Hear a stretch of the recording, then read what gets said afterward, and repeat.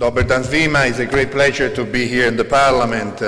Deputy Speaker, Minister, Deputy Mayor, dear Dubravka, friend of the Color Press Group, many colleagues from the diplomatic community. Certainly it's a pleasure to attend this event, to make Serbia part of a wider reflection of where the world is going in 2020, and certainly what big ideas we have to face the future. Our big ideas is not new, is to bring Serbia into the European Union families. Doesn't mean that all the ideas are not good ideas. So that sense is my first message is that certainly the European Union is keeping working to make Serbia part of the European Union. Certainly the crystal ball is not on this desk, certainly is not part of my job description, so it's difficult to think about what happened in 2020, but certainly we can look at what happened in 2019. And has been certainly for Serbia-EU relation an important one. And we are closing this year with a sense of optimism, I would say. Yesterday in Brussels, the Intergovernmental Conference was a positive one and marked some progress. Progress is difficult sometimes to translate into something of a clear nature, but certainly in the negotiation we worked on terms of reform. And yesterday the members of the Council and Serbia agreed to open negotiation on an additional area, which is the movement of capital. Sounds technical, sounds maybe too much narrow, but certainly freedom of capital is one of the four freedoms on which the European single market is based, and freedom of capital means setting up a common rule on cross-border payment, about securities, about preventing and fighting money laundering and terrorist financing, and certainly also the work that Serbia has done together with the European Union into the Financial Action Task Force is an important one. So this is our key element for in a healthy and attractive business environment, and certainly is a positive message for the investor community.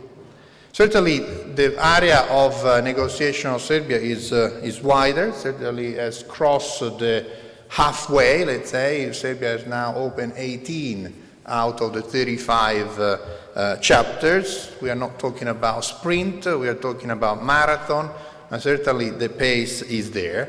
We would like to make the marathon in less time. Always the athlete look at the chrono. But certainly we have to look at where the areas where certainly the progress are still slow. So while we see in the economic area in faster speed, we see in the other big area of accession of Serbia to the European Union a need for more work. Certainly the area we call it, or is called, the rule of law, area of work of Serbia into the judiciary for ensuring independence and efficiency and accountability of judiciary, the area of ensuring and enabling a freedom of expression environment, the fight against corruption, normalization, the relation with Pristina. Those are the areas where certainly the progress are being less evident than in the area. So we should avoid to have a two-speed accession process, and we need to try to find a convergence and a speed in all of this. But certainly we are in Economist conference, and certainly the economy is something which is relevant for this audience, certainly for the Serbia people at large. We saw that the numbers, something has been already recalled afterward. Serbia is growing economically. 2019 has been growth of 4%. I think also in the second and in the third quarter, the growth has increased, 4.8 and 4.7. Unemployment is the lowest level in years. In the last budget adopted in this parliament a couple of weeks ago, the deficit is 0.5 of GDP, and sort of also the debt sustainability is positive as it's moving towards 50%. So this number tell us that the economic reform are taking roots, are creating growth, but certainly it's not a job completed, also because the economic sustainability is always something we have to look at. So in our report, we say that Serbia has to complete a continual reform in the tax administration, in the area of competition, in the area of public procurement, state aid, and we have made a number of suggestions. But what I like my second point, or my third point, is certainly this economic growth doesn't come out of the blue. It's part of a reform that Serbia has embarked over the past years, but we are happy to see that this reform are bringing results. And in this reform, the European Union is the partner. I would like something to stress is the partner. And also the number. In politics, you are entitled to your opinion, but certainly in economy, you are entitled to facts. And when we look at the fact, it's certainly clear that nearly 70% of Serbia trade export goes to the European Union. So we bilaterally is 23 billion euro.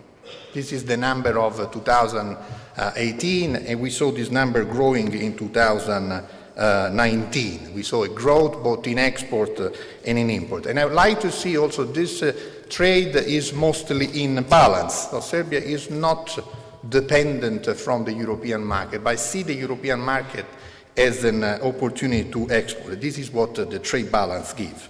The same when we move at investment. The European Union-based investment represents 70% of the foreign direct investment stock in this country.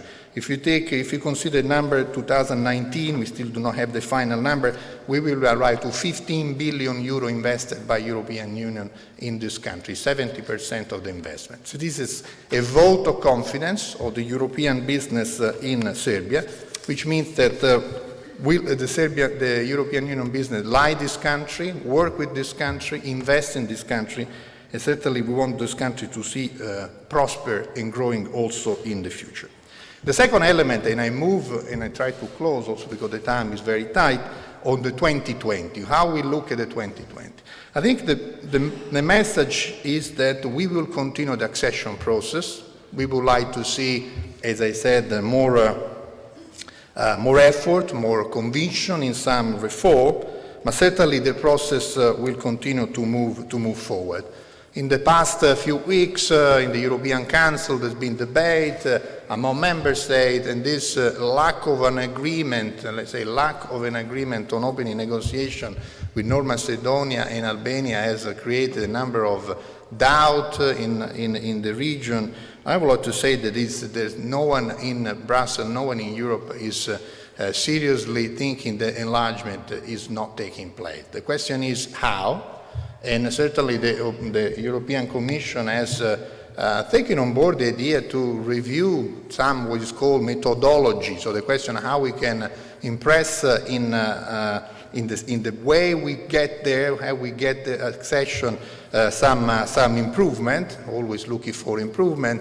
And I think yesterday the new Commissioner for Enlargement said that the new methodology need to be sometimes improved, need to be credible, to be dynamic, and to bring certainly a political will. There's a need of political will in this exercise on both sides. So certainly the Commission is ready to present some ideas in January, just to put the system and the ball rolling, and we hope certainly that in the Western Balkan Summit that will be held in Zagreb in May 2020, certainly result will be there.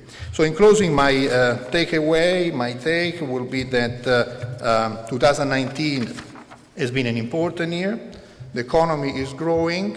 Reform in rule of law need to be faster, need to be stronger. We need there more courage, more commitment.